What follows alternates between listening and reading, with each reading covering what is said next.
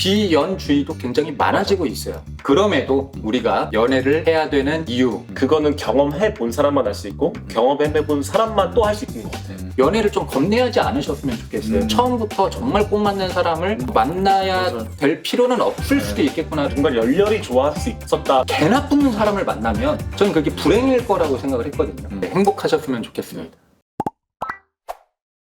네, 안녕하십니까, 삼평남입니다. 오늘 저희가 다뤄볼 주제는 그럼에도 우리가 연애를 해야 되는 이유입니다. 요즘 뭐 비혼주의도 많아지고 딩크족도 많아지고 맞아. 그리고 비연주의도 굉장히 많아지고 있어요. 굳이 연애를 하지 않더라도 그 대리만족 느낄 수 있는 게 너무 많기 때문에 굳이 내가 이렇게 소모적인 연애를 해야 되는가에 대해서도 공감하시는 분들이 많은 것 같습니다. 근데 저희가 생각하는 그럼에도 연애를 해야 되는 이유가 뭔지 한번 말씀드려 보도록 하겠습니다.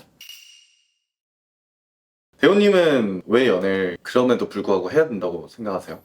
요즘에 아까 처음에 오프닝 때 얘기했듯이 결혼도 안 하고 연애도 안 하려고 그러고 혼자 그냥 싱글을 즐기는 사람이 되게 많은데 나는 분명히 우리가 연애를 하면서 배울 수 있는 건 분명히 따로 있다 생각해. 이게 혼자 살고 친구들을 만나고 공부를 하고 책을 읽고 하지만 연애는 진짜 실전이거든. 그리고 내 마음속 깊숙이 상대방 마음속 깊숙이 누군가를 알아보려고 하고 이런 이타적인 마음을 심어줄 수 있는 유일한 방법인 것 같아. 나 같은 경우도 보면 늘 연애를 하면서 깨닫는 게 진짜 많은데 그거는 우리 부모님이 뭐 알려준 것도 아니고 친구가 알려준 것도 아니고 내가 온전히 그 사람과 정말 잘해보고 싶은 마음 이런 마음들에서 우러나서 나를 돌아보게 되고 반성도 하게 되고 정말 상대방을 위해서 내가 이렇게까지 해야 할 수 있나 싶을 정도로 나의 진짜 바닷속 깊숙한 모습까지 끌어올라오게 되고 참 신기한 경험들 많이 하게 되거든. 예를 들어 뭐 그나마 최근에 연애했을 때는 내가 연애를 끝나고 나서 고독함이라는 감정도 느껴봤고 누군가를 좋아하면서 내가 누군가를 열렬히 좋아할 수 있었다라는 그런 표현 자체도 내가 느낄 수 있었어. 근데 우리 흔히 고독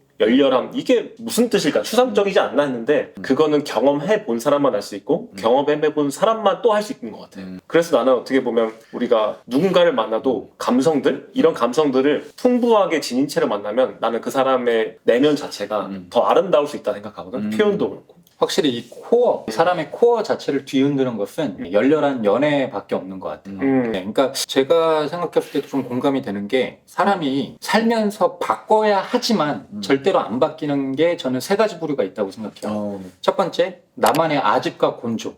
이게 절대 바뀌지 않습니다. 두 번째, 외모 관리.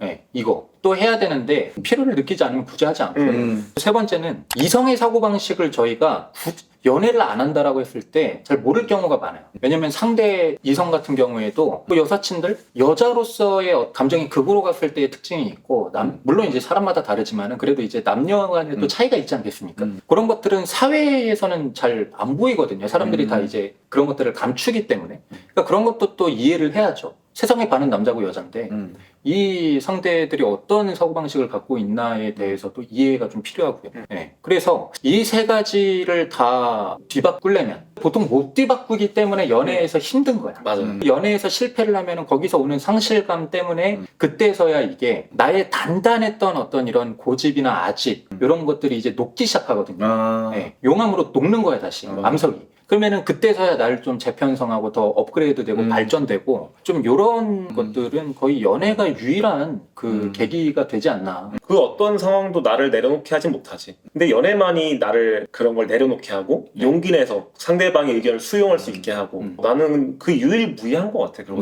그 당시에는 이게 뭔가 내가 놓게 하는 게 자존심 상한 거나 창피한 일일 수 있어도 막상 지나고 돌이켜보면 나를 더 업그레이드 시키는 방향이었더라고. 네.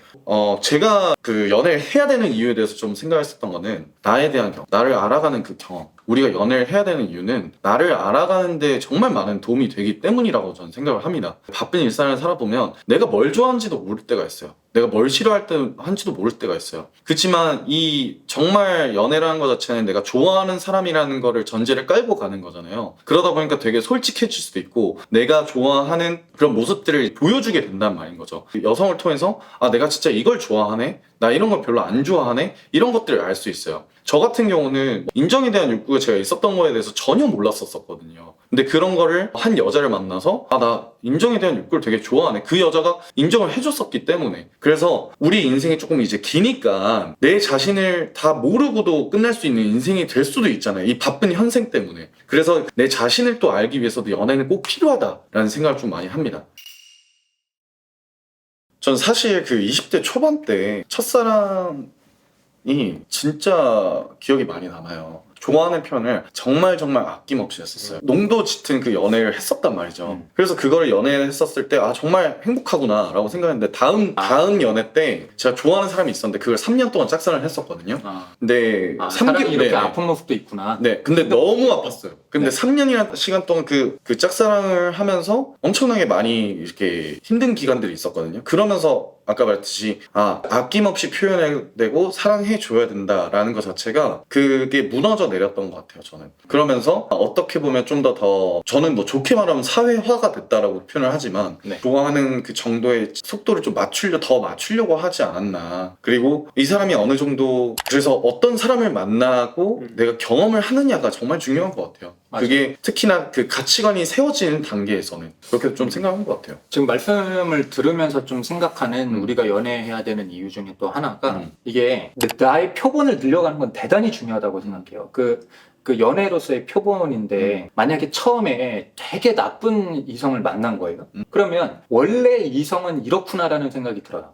그래서 첫 연애에서는 상대가 나를 아무리 힘들게 하고 이 사람은 뭐 바람을 피건 뭐 하건 보통은 끝까지 아파하면서 만나거든요. 근데 한번 그거를 학을 한번 떼본 다음에 두 번째 사람을 만나면 그 첫 번째 사람과 두 번째 사람의 중간이 이제 이성의 평균이구나라고 느껴지는 거죠. 그러니까 이게 3번, 4번, 5번 반복하다 보면 점점 더 좀 정상적인 사람으로 이게 좀 될 수가 있는 것이고, 그래서 결국에는 결혼을 조금 더 좋은 분과 할 수가 있는 것이죠. 근데 이게 당연히 뭐 설문조사할 때도 이제 한두 개의 표본만 있으면 뭔가 튀는 결과가 발생하는데 점점 표본이 많아지면 많아질수록 점점 이렇게 일반적인 것으로 수렴하지 않습니까? 맞습니다. 그러면 지금 이렇게 형님 말씀을 들으면서 제가 좀 헷갈리는 게, 처음에 개 나쁜 사람을 만나면 저는 그게 불행일 거라고 생각을 했거든요. 근데 오히려 그 다음에 만나면 만날수록 점점 좋은 이성을 알아갈 거잖아요. 그러면은 만날 때마다의 연애가 조금 더 행복할 것 같아요.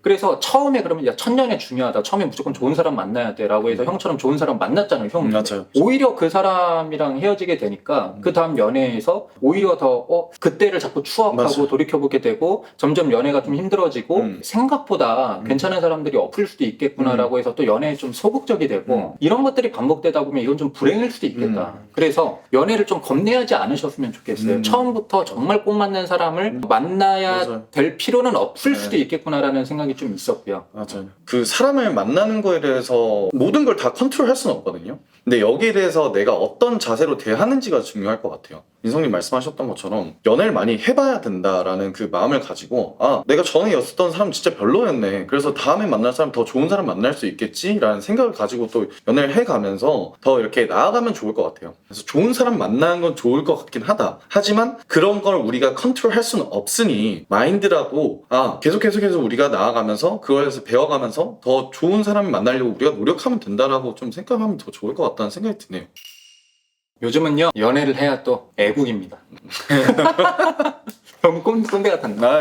또 혼자 있으면은 또 혼자 맛집 가는 것보다 또 사랑하는 사람이랑 가면 또 좋고, 그리고 또 결혼하는 과정이라든가 또 아이를 낳는 과정이라든가 등을 하면서 이게 또 다음 스테이지로 넘어가야지 재밌는 거지, 게임도 같은 스테이지만 계속하면 재미없어요. 맞아요. 그래서 연애 꼭 하셨으면 좋겠고, 결혼율, 출산율도 높아졌으면 좋겠고, 행복하셨으면 좋겠습니다. 그럼 이상으로 마치도록 하겠습니다. 도움이 되셨다면 구독과 좋아요, 댓글까지 해주시면 감사하겠습니다. 네, 감사합니다. 감사합니다. 한번 말씀드려 보도록 하겠습니다. 네, 왜요? 이렇게 아이 컨택 하면서 카메라 이렇게 하는 모습도 너무 멋있어. 그렇게 멋있는데 왜 이렇게 아니, 웃긴 거잖아, 지금. 귀여우면서 멋있어요. 오케이.